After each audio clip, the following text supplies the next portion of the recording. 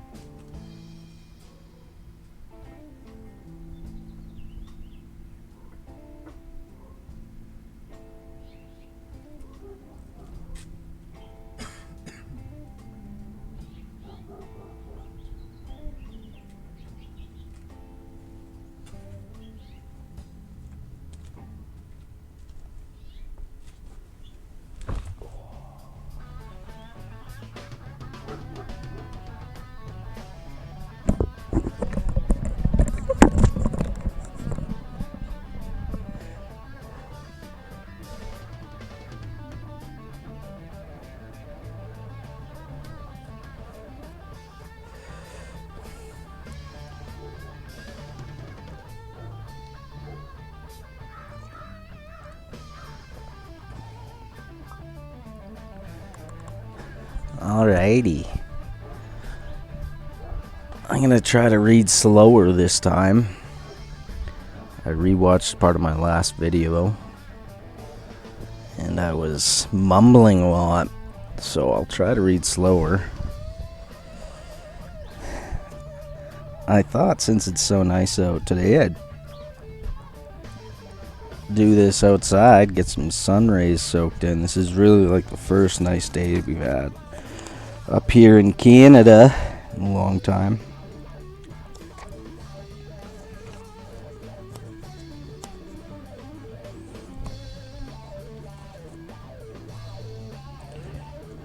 Alright. This is chapter 19. Constantius Sole Emperor. Constantius Sole Emperor, elevation and death of Gallus.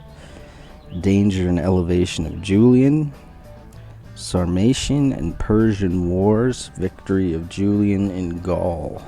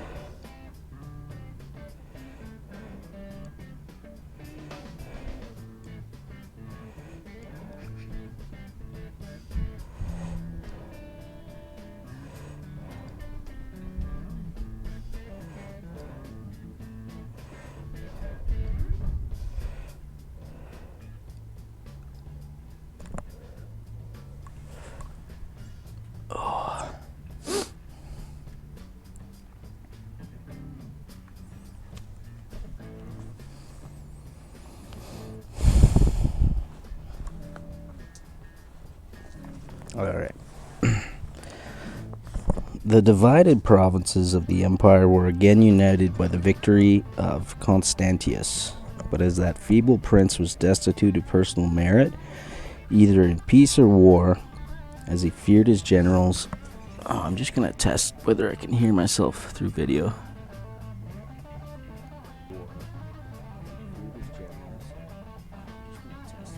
I can hear myself through video. Oh yeah.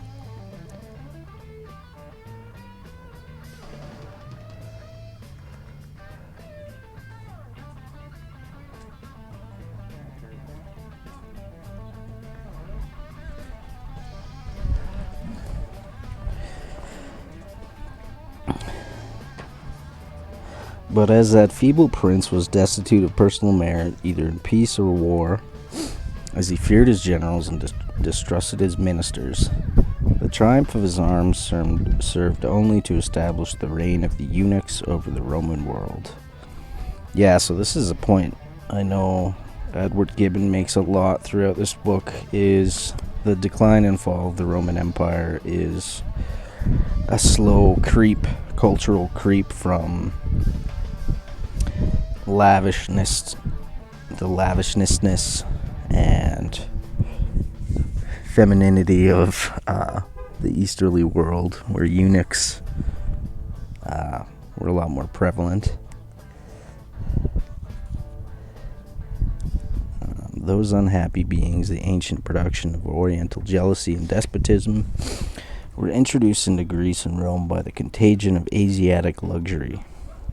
Their progress was rapid, and the eunuchs who, in the time of Augustus, had been abhorred as the monstrous retinue of an Egyptian queen, were gradually admitted into the families of matrons, of senators, and of the emperors themselves.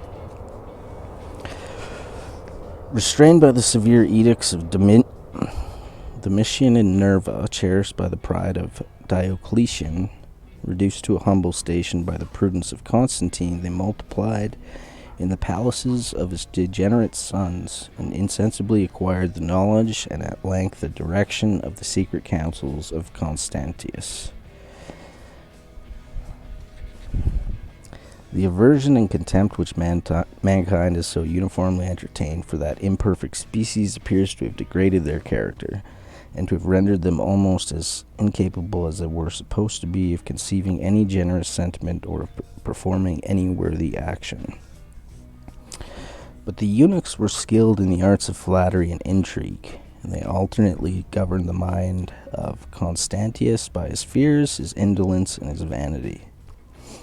While he viewed in a deceitful mirror the fair appearance of public prosperity, he supinely permitted them to intercept the complaints of the injured provinces, to accumulate immense treasures by the sale of justice and honors, to disgrace the most important dignities by the promotion of those who had purchased at their hands the powers of oppression, and to gratify their resentment against the few independent spirits who arrogantly refused to solicit the protection of slaves. Of these slaves, the most distinguished was the chamberlain Eusebius, who ruled the monarch in the palace with such absolute sway that Constantius, according to the sarcasm of an impartial historian, possessed some credit with this haughty favorite. By his artful suggestions, the emperor was persuaded to subscribe the condemnation of the unfortunate Gallus, and to add a new crime to the long list of unnatural murders which pollute the honor of the house of Constantine. This must be sort of mid-empire. If it's post-Constantine, that's like 333 AD. So Constantine is known for introducing Christianity as one of the major religions of the empire, because he himself was a Christian, and I believe he transferred the capital of the empire away from Rome eastwards to Constantinople. Hence the name Constantinople was named after Emperor Constantine. So what we get here in chapter 19 is sort of a description of the cultural creep I was talking about earlier on, with the Asiatic luxuriousness creeping into the emperor's council, and I'm sure into the culture of the empire, more broadly speaking.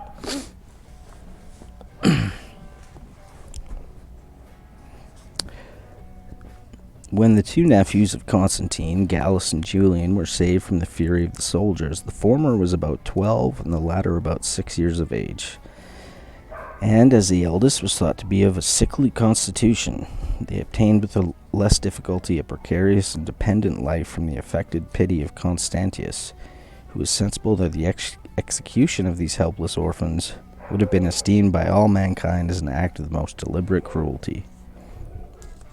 Different cities of Ionia and Bithynia were assigned for the places of their exile and education. But as soon as their growing years excited the jealousy of the empire, he judged it more prudent to secure those unhappy youths in the strong castle of Massillum near Caesarea. Not sure where that is.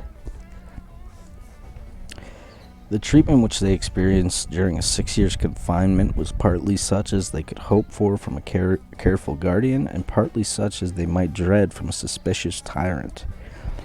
Their prison was an ancient palace, the residence of the kings of Cappadocia. The situation was pleasant, the building stately, the enclosure spacious. They pursued their studies and practiced their exercises under the tuition of the most skillful masters, and the numerous households appointed to attend, or rather to guard, the nephews of Constantine was not unworthy of the dignity of their birth. But they could not distinguish themselves that they were deprived of fortune, of freedom, and of safety, secluded from the society of all whom they could trust or esteem, and condemned to pass their melancholy hours in the company of slaves devoted to the commands of a tyrant who had already injured them beyond the hope of reconciliation. Cabin fever. I can relate with that. At length, however, the emergencies of the state compelled the emperor, or rather his eunuchs, to invest Gallus, in the 25th year of his age, with the title of Caesar, and to cement this political connection by his marriage with the Princess Constantina. This is in 351 AD. After a formal interview in which the two princes mutually engaged their faith never to undertake anything to the prejudice of each other, they repaired without delay to their respective stations. Constantius continued his march towards the west, and Gallus fixed his residence at Antioch, from whence, with a delegated authority, he administered the 5 great dioceses of the eastern praefecture. In this fortunate change, the new Caesar was not unmindful of his brother Julian, who obtained the honors of his rank, the appearances of liberty, and the restitution of an ample patrimony.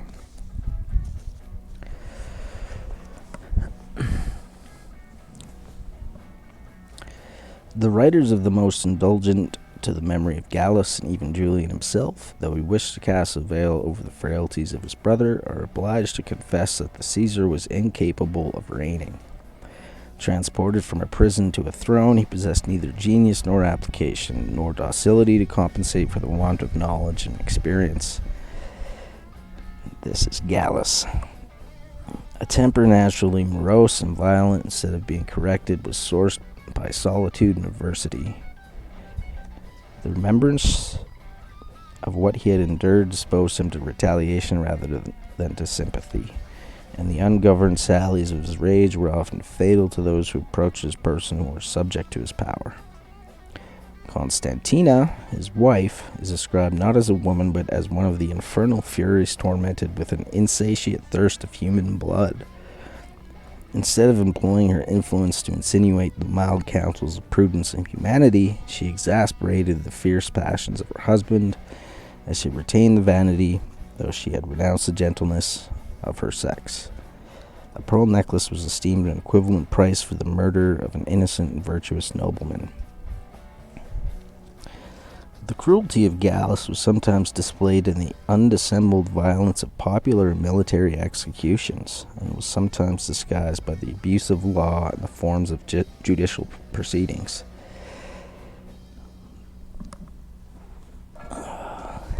The private houses of Antioch and the places of public resort were besieged by spies and informers, and the Caesar himself, concealed in a plebeian habit, very frequently condescended to assume that odious character. Every apartment of the palace was adorned with the instruments of death and torture, and a general consternation was diffused through the capital of Syria. The Prince of the East, as if he had been conscious how much he had to fear and how little he deserved to reign, selected for the objects of his resentment the provincials accused of some imaginary treason and his own courtiers, whom with more reason he suspected of incensing by their secret correspondence the timid and suspicious mind of Constantius. But he forgot that he was depriving himself of his only support, the affection of the people. While he furnished the malice of his enemies with the arms of truth, and afforded the emperor the fairest pretense of exacting the forfeit of his purple and of his life. As long as the civil war suspended the fate of the Roman world, Constantius dissembled his knowledge of the weak and cruel administration to which his choice had subjected the East. And the discovery of some assassin secretly dispatched to Antioch was the tyrant of Gaul, was employed to convince the public that the emperor and the Caesar were united by the same interest and pursued by the same enemies. But when the victory was decided in favor of Constantius, his dependent colleague became less useful and less formidable. Every circumstance of his conduct was severely and suspiciously examined, and it was privately resolved either to deprive Gallus of the purple, or at least to remove him from the indolent luxury of Asia to the hardships and dangers of a German war. Yeah, nothing to toughen you up like a German war.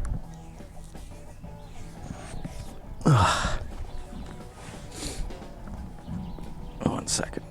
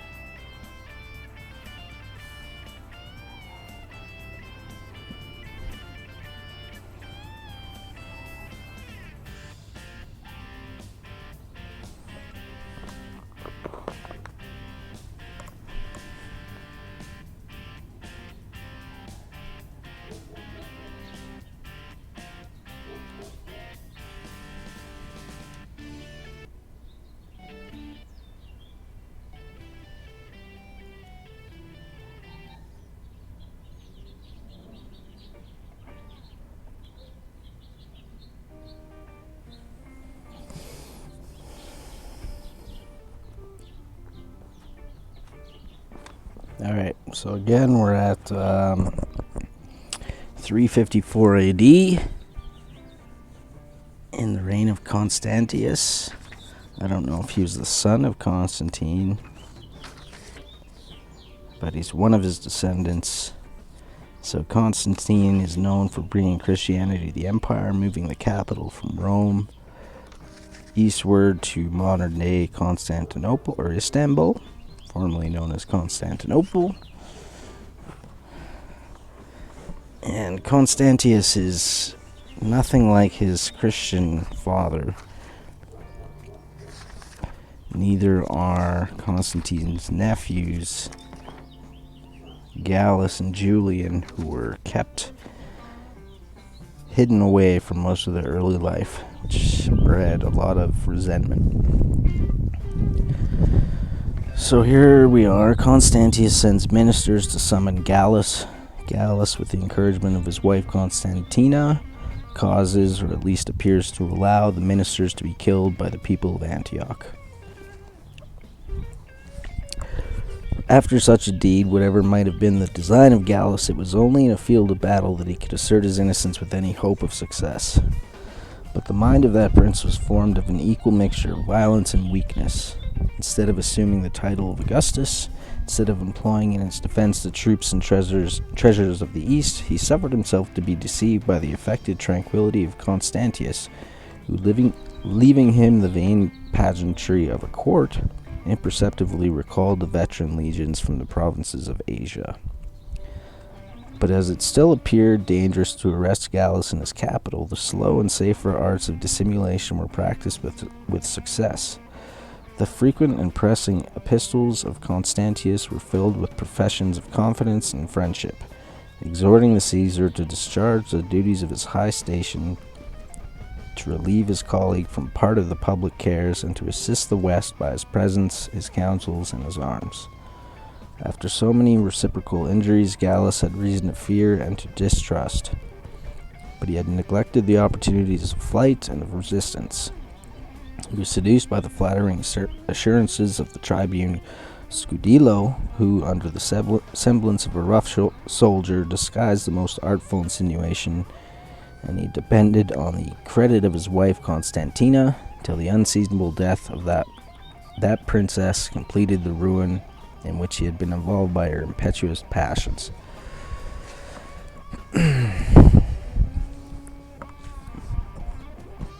After a long delay, the reluctant Caesar set forward on his journey to the imperial court. From Antioch to Hadrianople, he traversed the wide extent of his dominions with a numerous and stately train, and as he labored to conceal his apprehensions from the world and perhaps from himself, he entertained the people of Constantinople with an exhibition of the games of the circus.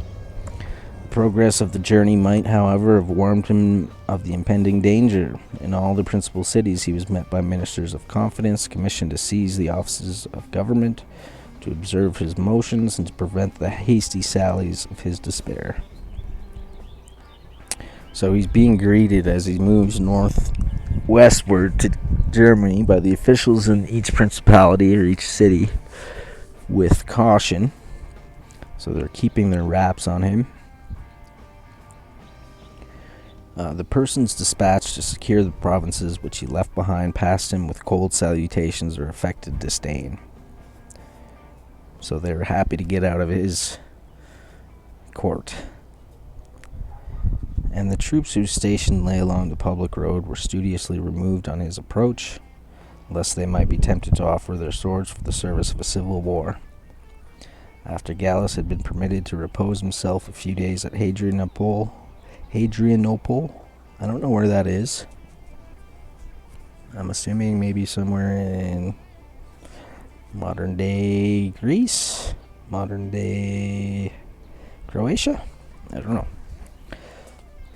He received a mandate expressed in the most haughty and absolute style that his splendid retinue should halt in that city, while the Caesar himself, with only 10 post carriages, should hasten to the imperial residence at Milan.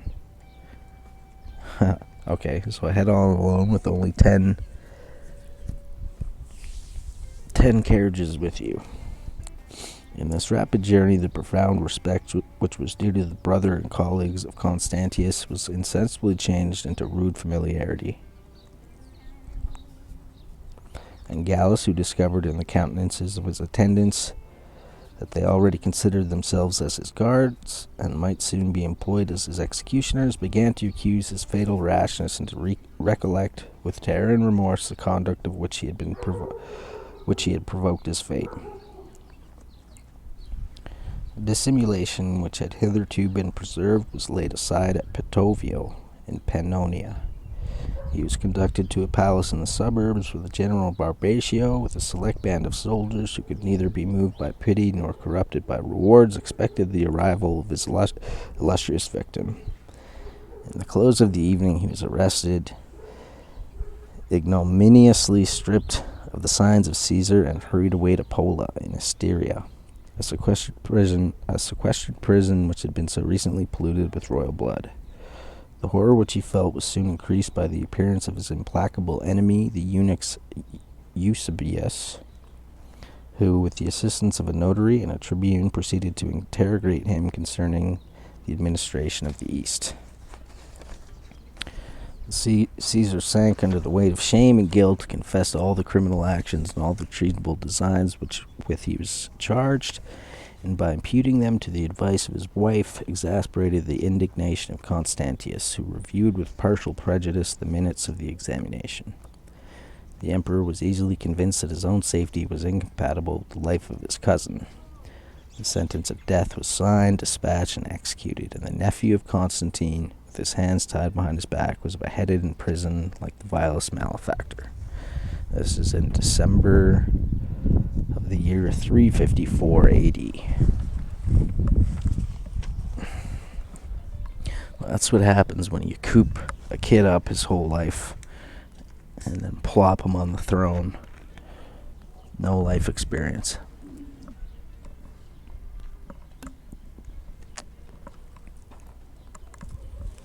Where's my drink?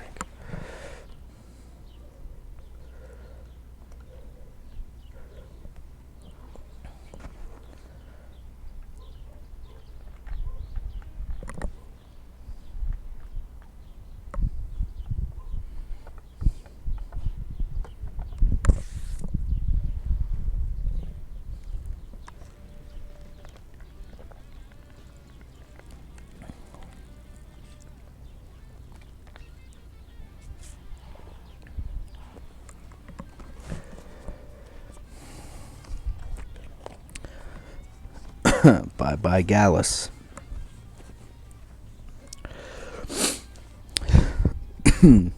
Besides the reigning emperor, Julian alone survived of all of the numerous prosperity of Constantius Chlorus.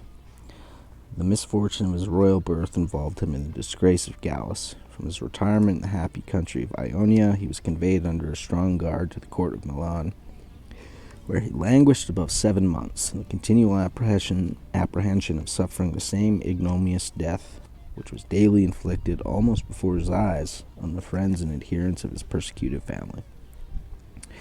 His looks, his gestures, his silence were scrutinized with malignant curiosity, and he was perpetually assaulted by enemies he had never offended, and by arts to which he was a stranger. But in the school of adversity, Julian insensibly acquired the virtues of firmness and discretion. He defended his honor as well as his life against the ensnaring subtleties of the eunuchs, who endeavored to extort some declarations of his sentiments, and while he cautiously suppressed his grief and resentment, he nobly disdained to flatter the tyrant by any seeming approbation of his brother's murder. That's pretty courageous.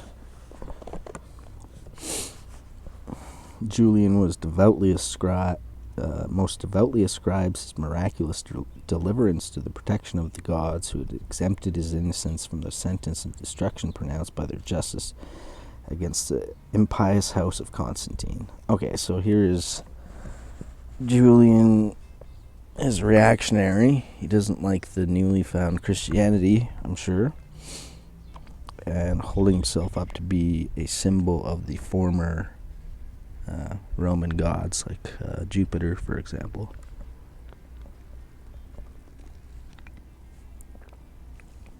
and doesn't pretend to like the fact that his brother was murdered, even though his brother was a bad guy.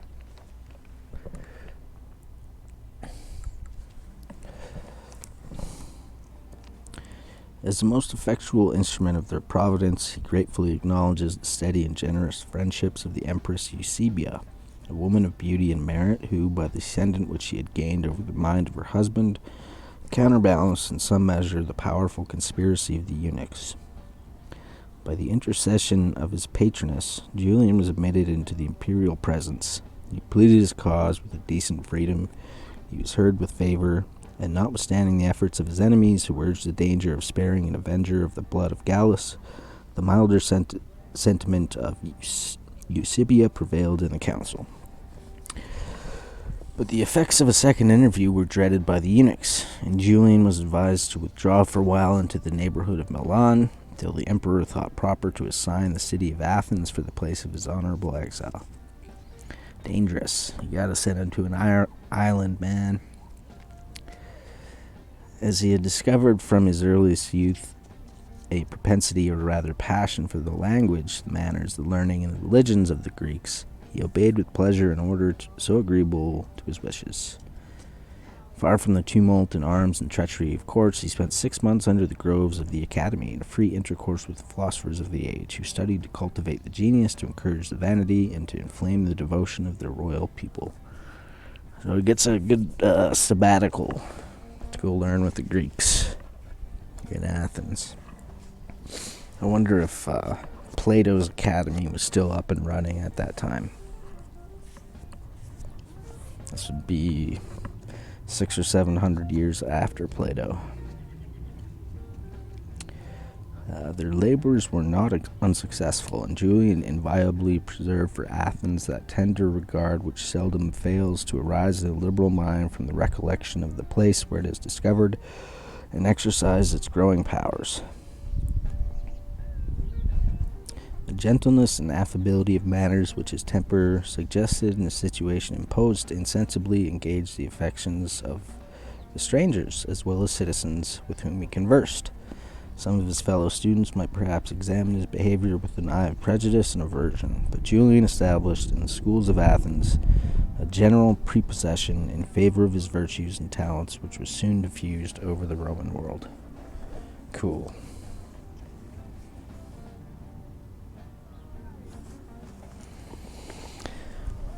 While his hours were passed in studious retirement, the empress, resolute to achieve the generous designs which she had undertaken, was not unmindful of the care of his fortune.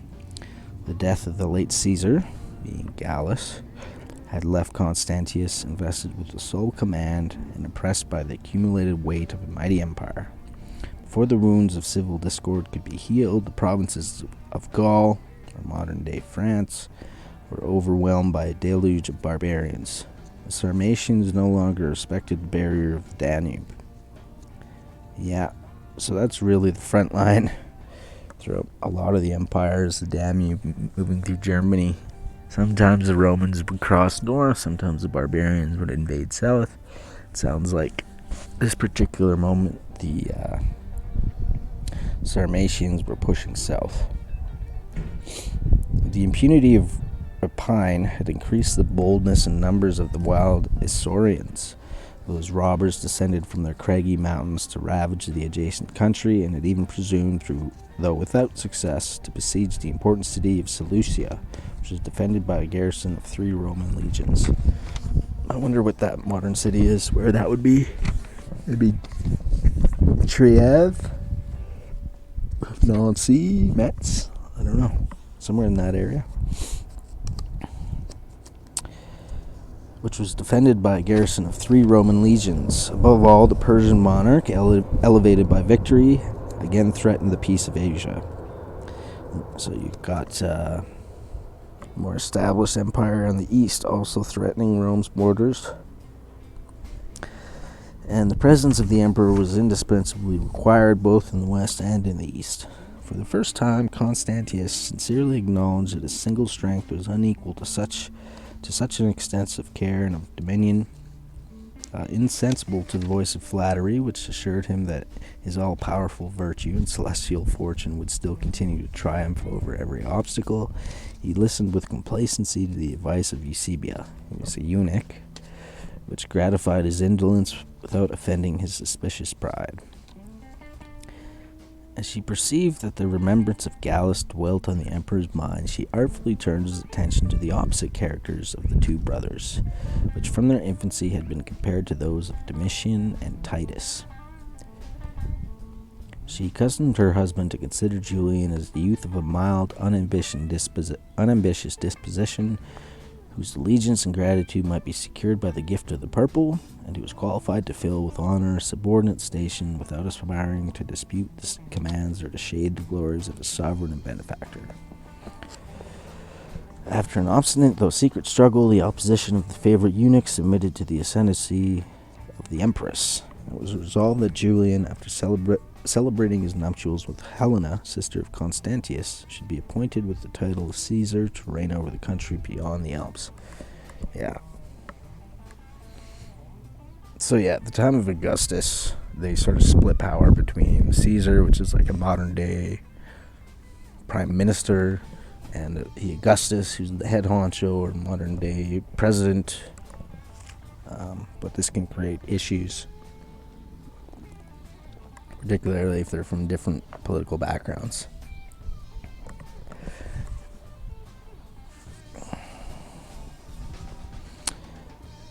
So Julian becomes Caesar, and he's given reign over the countries beyond the Alps. I wonder if they mean north of the Alps? Yeah. Although the order which recalled him to court was probably accompanied by some intimation of his approaching greatness, he appealed to the people of Athens to witness his tears of undissembled sorrow when he was reluctantly torn away from his beloved retirement.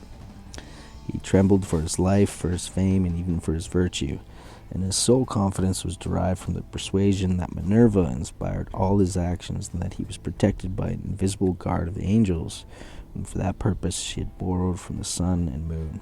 He approached with horror the palace of Milan. Nor could the ingenious youth conceal his indignation when he found himself accosted with false and servile respect of the assassins of his family. Eusebia, rejoicing in the success of her benevolent schemes, embraced him with the tenderness of a sister, and endeavored by the most soothing caresses to dispel his terrors and reconcile him to his fortune. But the ceremony of shaving his beard and his awkward demeanor, when he first exchanged the cloak of a Greek philosopher for the military habit of a Roman prince, amused during a few days the levity of the imperial court.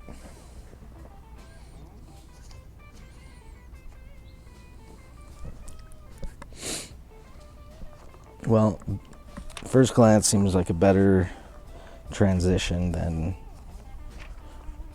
occurred with Gallus, his brother, who was uneducated and went straight from basically prison to the throne.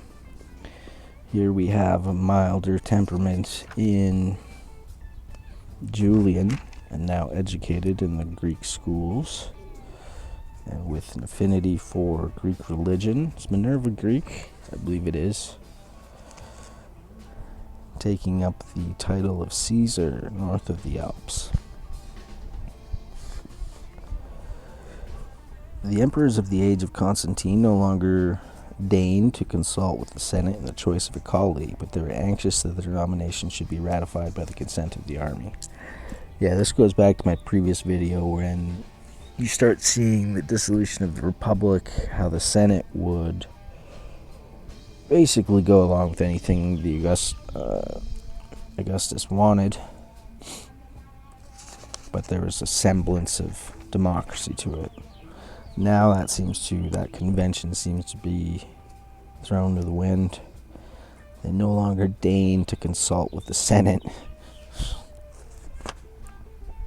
But the army is a different matter.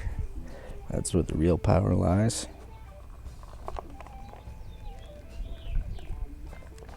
On this solemn occasion, the guards with the other troops whose stations were in the neighborhood of Milan appeared under arms, And Constantius ascended his lofty tribunal, holding by the hand his cousin Julian, who entered the same day into the 25th year of his age, November 6th, 355 AD.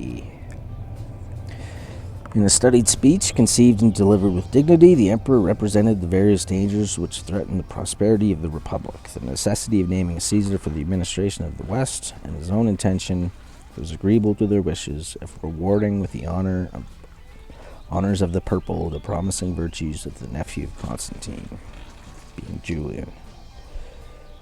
The approbation of the soldiers was testified by a respectful murmur. They gazed on the manly countenance of Julian, and observed with pleasure that the fire which sparkled in his eyes was tempered by a modest blush on being thus exposed for the first time to the public view of mankind. Okay, so received favorably. Manly countenance, tempered with education. As soon as the ceremony of his investiture had been performed, Constantius addressed him with the tone of authority which his superior age and station permitted him to assume, and exhorting the new Caesar to deserve by heroic deeds that sacred and immortal name, the emperor gave his colleague the strongest assurances of a friendship which should never be impaired by time nor interrupted by their separation into the most distant climates. As soon as the speech was ended, the troops, as a token of applause, clasped their shields against their knees, while the officers who surrounded the tribunal expressed with decent reserve their sense of the merits of the representative of Constantius.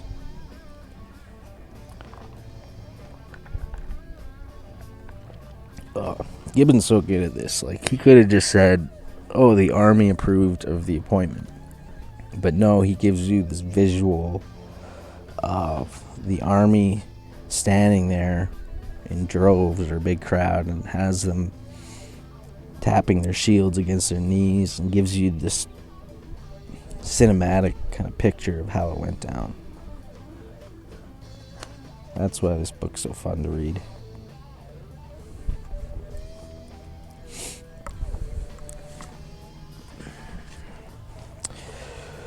The 24 days which Caesar spent in Milan after his investiture, the first months of his Gallic reign, were devoted to a splendid...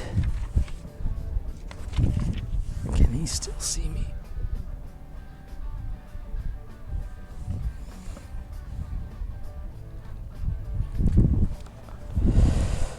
Were devoted to a splendid but severe captivity, nor could the acquisition of honor compensate for the loss of freedom. His steps were watched, his correspondence was intercepted, and he was obliged by prudence to decline the visits of his most intimate friends. Of his former domestics, 4 only were permitted to attend him: 2 pages, his physician, and his librarian, the last of whom was employed in the care of a valuable collection of books, the gift of the empress, who studied the inclinations as well as the interest of her friend. In the room of these faithful servants, a household was formed, which indeed has become the dignity of a Caesar. But it was filled with a crowd of slaves, destitute and perhaps incapable of any attachment for their new master, to whom, for the most part, they were either unknown or suspected. His want of experience might require the assistance of a wise counsel, but the minute instructions which regulated the service of his table and the distribution of his hours were adapted to a youth still under the discipline of his preceptors, rather than to the situation of a prince entrusted with the conduct of an important war. If he aspired to deserve the esteem of his subjects, he was checked by the fear of displeasing his sovereign, and even the fruits of his marriage bed were blasted by the jealous artifices of Eusebia herself, who, on this occasion alone, seems to have been unmindful of the tenderness of her sex and the generosity of her character. The memory of his father and his brothers reminded Julian of his own danger. Alright, so given title as Caesar, but really kept under wraps at the beginning. They even control his court, or the people he has around him. Books that were handpicked by the empress. I'm sure still Greek stuff, though, because she was mindful of his tastes.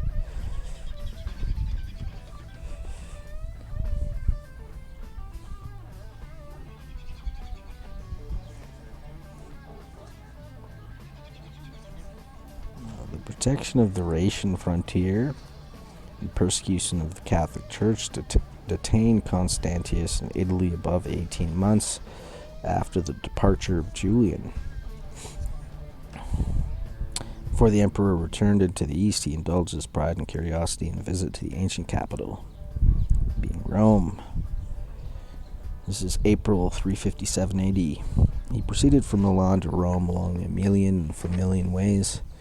As soon as he approached within 40 miles of the city, the march of a prince who had never vanquished a foreign enemy assumed the appearance of a triumphal procession. Yeah, that's what they used to do back in the day. If you just won a war, they would have huge triumph. Like a triumph was a legitimate sort of celebration where you march through the streets of Rome. Doesn't sound like Constantius has any military experience under his belt, though. His splendid train was composed of all the ministers of luxury, but in a time of profound peace, he was encompassed by the glittering arms of the numerous squadrons of his guards and cuirassiers. Their streaming banners of silk, embossed with gold and shaped in the form of dragons, waved round the person of the emperor. Constantius sat alone in a lofty car, resplendent with gold and precious gems. And except when he bowed his head to pass under the gates of the cities, he affected a stately demeanor of inflexible and, as it might seem, of insensible gravity.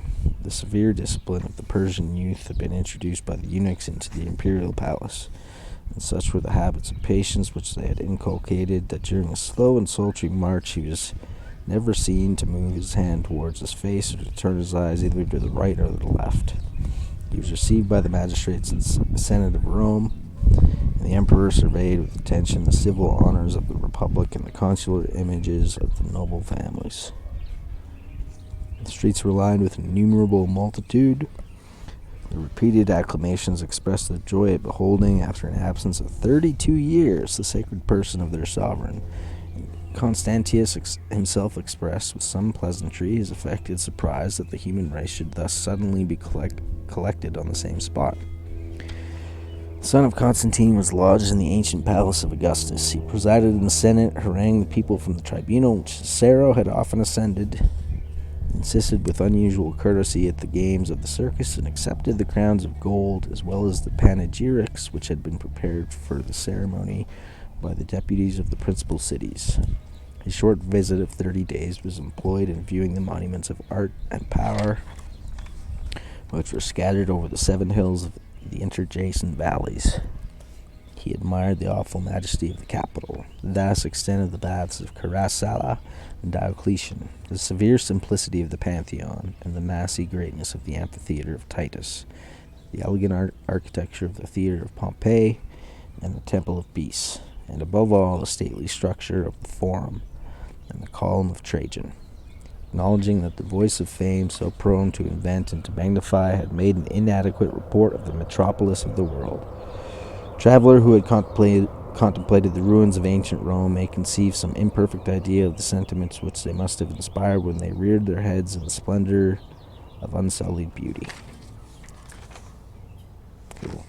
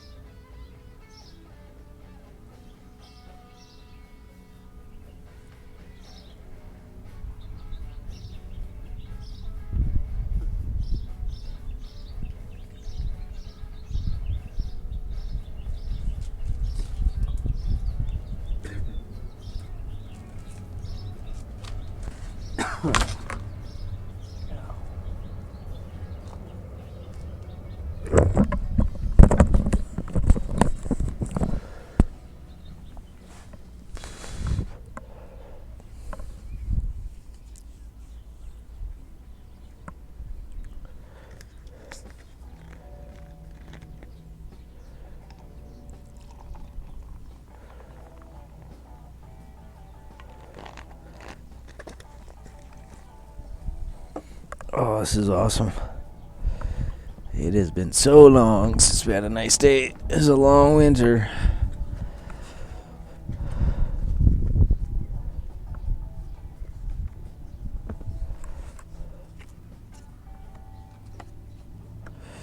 So we have a Constantius visiting the former capital of the Roman Empire, being Rome,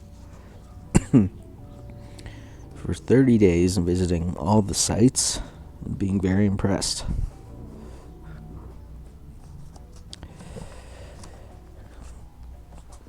The departure of Constantius from Rome was hastened by the alarming intelligence of the distress and danger of the Illyrian provinces. So the Illyrian coast, I believe, is the west coast of Turkey. The distractions of civil war and the irreparable loss which the Roman legions had sustained in the Battle of Mursa against the usurper Magnentius exposed those countries almost without defense to the light cavalry of the barbarians, and particularly to the inroads of the Quadi, a fierce and powerful nation who seemed to have exchanged the institutions of Germany for the arms and military arts of their Sarmatian allies. The garrisons of the frontiers were insufficient to check their progress, and the indolent monarch was at length compelled to assemble from the extremities of his dominions the flower of the Palatian troops, to take the field in person and to employ a whole campaign with the preceding autumn and the ensuing spring in the serious prosecution of the war. So it looks like this war lasts 3 years, 357 to 359 AD. While the Roman emperor and the Persian monarch, at the distance of 3,000 miles, defended their extreme limits against the barbarians of the Danube and of the Oxus, their intermediate frontier experienced the vicissitudes of a languid war and a precarious truce. Two of the eastern ministers of Constantius, the Praetorian prefect Masonian, whose abilities were disgraced by the want of truth and integrity, and Cassian, Duke of Mesopotamia, a hardy and veteran soldier, opened a secret negotiation with the satrap Tamsapor. These overtures of peace, translated into the servile and flattering language of Asia, were transmitted to the camp of the great king, who resolved to signify by an ambassador the terms which he was inclined to grant to the suppliant Romans. Narses, whom he invested with that character, was honorably received in his passage through Antioch and Constantinople. He reached Sirmium after a long journey, and at first his audience respectfully unfolded the silken veil which had covered the haughty epistle of his sovereign.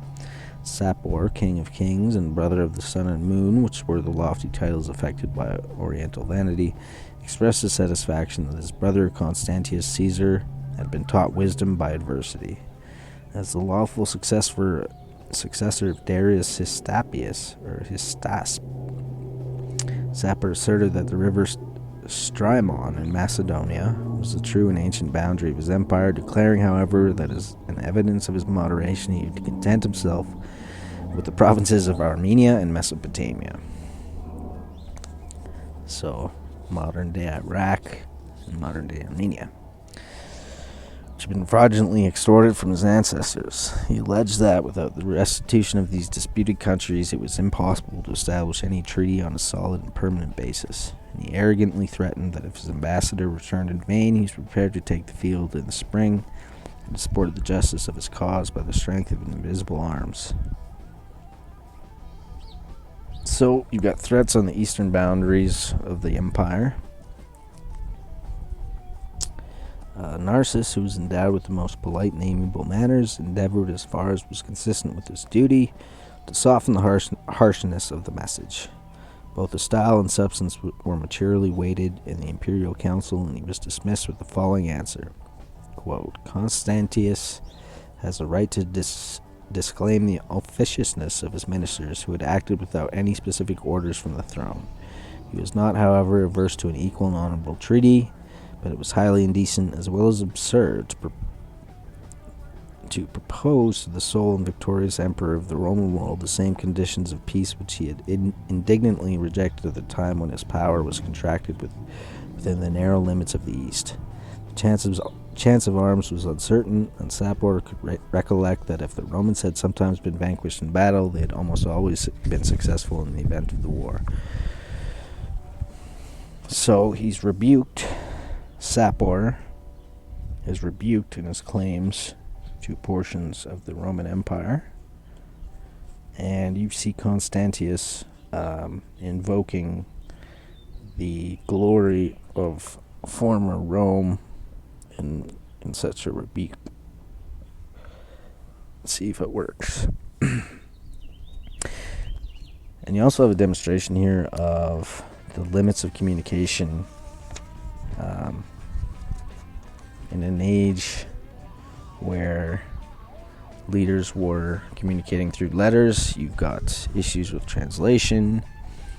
You've got people adding things, taking things out.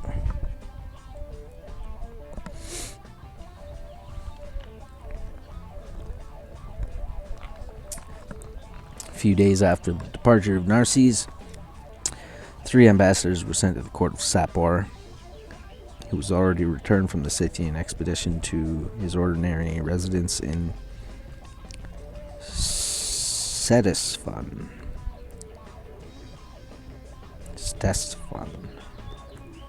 Count, a notary, and a sophist had been selected for this important commission, and Constantius, who was secretly anxious for the conclusion of the peace, entertained some hopes that the dignity of the first of these ministers, the dexterity of the second, and the rhetoric of the third would persuade the Persian monarch to abate of the rigor of his demands.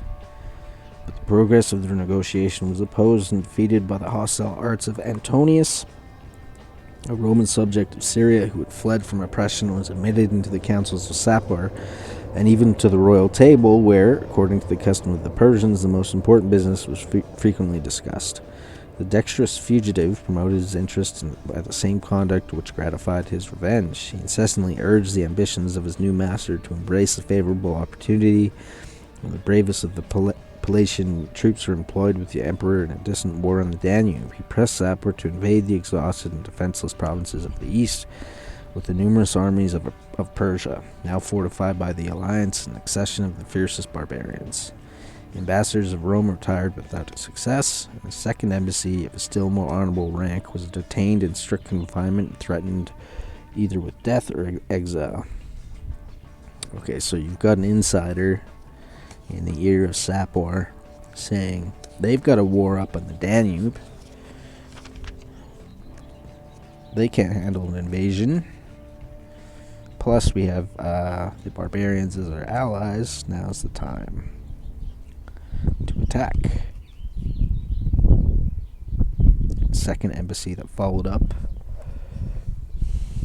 was actually detained in strict confinement. So things are getting heated.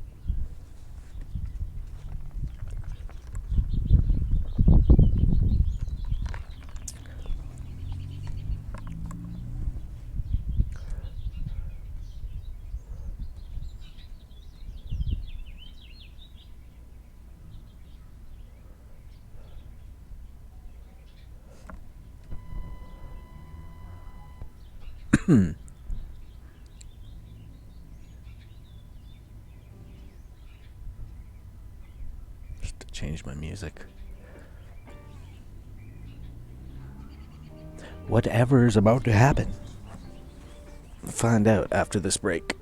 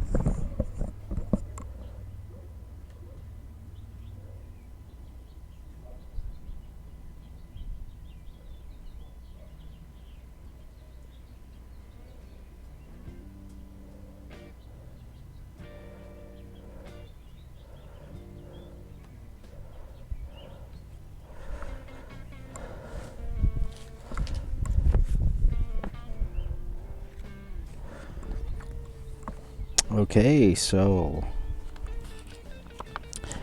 we've got threats to the boundary of the empire on the east. Constantius sends 2 parties to plead with Sapor of the Persian Empire not to underestimate the power of Rome, as seen throughout history. An insider reneges on his former empire is in Sapor's ear, saying they've got problems north of the Danube. Now's the time to attack. So Sapor invades, and after a costly siege, takes Amida. This is in 359 AD. He continues his attack, and Constantius removes from the Danube to the east in order to conduct Roman operations. This is in 360. In the west, Julian had, since his departure in 356, been in Gaul, facing with success formidable Germanic invaders.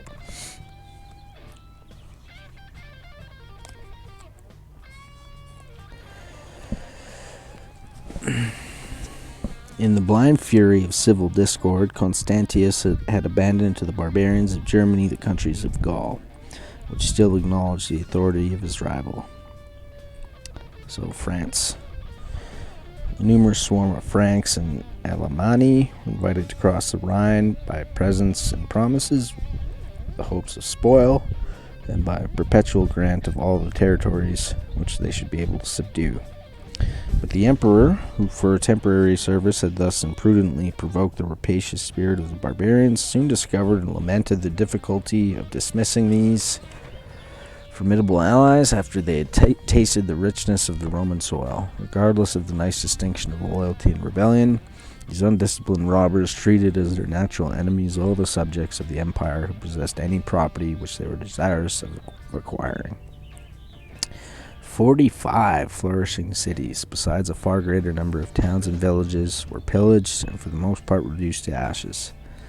The barbarians of Germany, still faithful to the maxims of their ancestors, abhorred the confinements of walls to which they applied the odious names of prisons and sepulchres. From the sources to the mouth of the Rhine, the conquest of the Germans extended beyond 40 miles to the west of that river, over a country peopled by colonies of their own name and nation. And the scene of their devastations was 3 times more extensive than that of their conquests.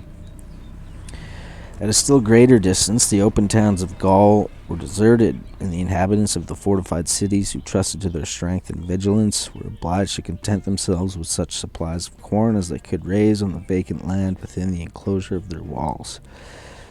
The diminished legions, destitute of pay and provision, of arms, of discipline, trembled at the approach and even at the name of the barbarians. Under these melancholy circumstances, unexperienced youth was appointed to save and to govern the provinces of Gaul, or rather, as he expressed it himself, to exhibit the vain images of imperial greatness. The retired scholastic education in Julian, in which he had been more conversant with books than with arms, with the dead than with the living, left him in profound ignorance of the practical arts of war and government. And when he awkwardly repeated some military exercise which it was necessary for him to learn, he exclaimed with a sigh, "O Plato, Plato, what a task for a philosopher."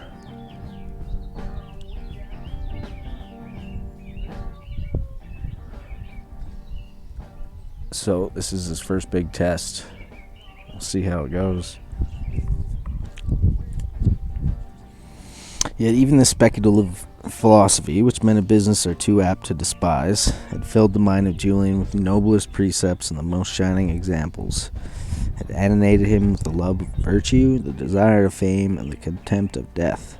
The habits of temperance recommended in the schools are still more essential in the severe discipline of a camp.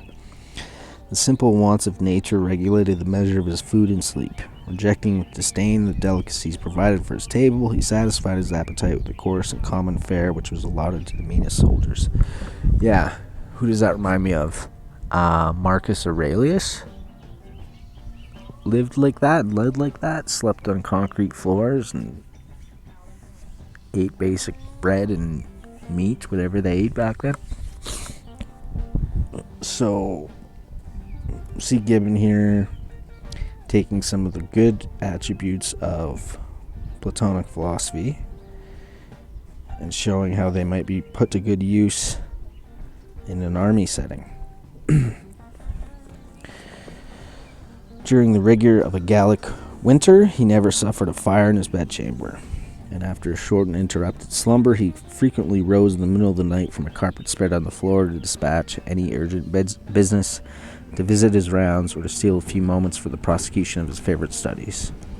The precepts of eloquence, which he had hitherto practiced on fancy topics of declamation, were more usefully applied to excite or assuage the passions of an armed multitude. And although Julian, from his early habits of conversation and literature, was more familiarly acquainted with the beauties of the Greek language, he had attained a competent knowledge of the Latin tongue. Since Julian was not originally designed for the character of a legislator or a judge, it is probable that the civil jurisprudence of the Romans had not engaged any considerable share of his attention, but he derived from his philosophic studies an inflexible regard for justice, tempered by a disposition to clemency, and the knowledge of the general principles of equity and evidence, and the faculty of patiently investigating the most intricate and tedious questions which could be proposed for his discussion. The measures of policy and the operations of war must submit to the various accidents of circumstance and character, and the unpracticed student will often be perplexed in the application of the most perfect theory. But in the acquisition of this important science, Julian was assisted by the active vigor of his own genius, as well as the wisdom and experience of Sallust, an officer of rank who soon conceived a sincere attachment for a prince so worthy of his friendship, and whose incorruptible integrity was adorned by the talent of insinuating the harshest truths without wounding the delicacy of a royal ear.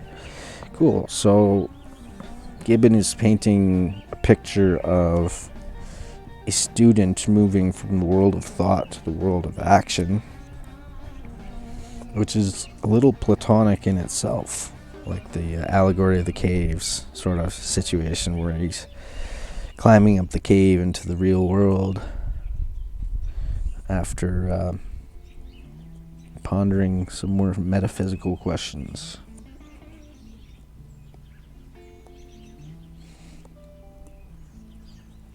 He learned the basics, so an inflexible regard for justice tempered by a disposition to clemency. The knowledge of the general principles of equity and evidence, and the faculty of patiently investigating the most intricate and tedious questions.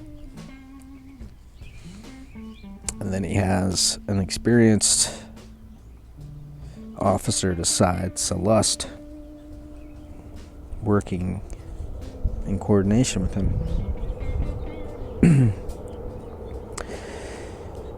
Julian campaigned successfully, years 356 to 359.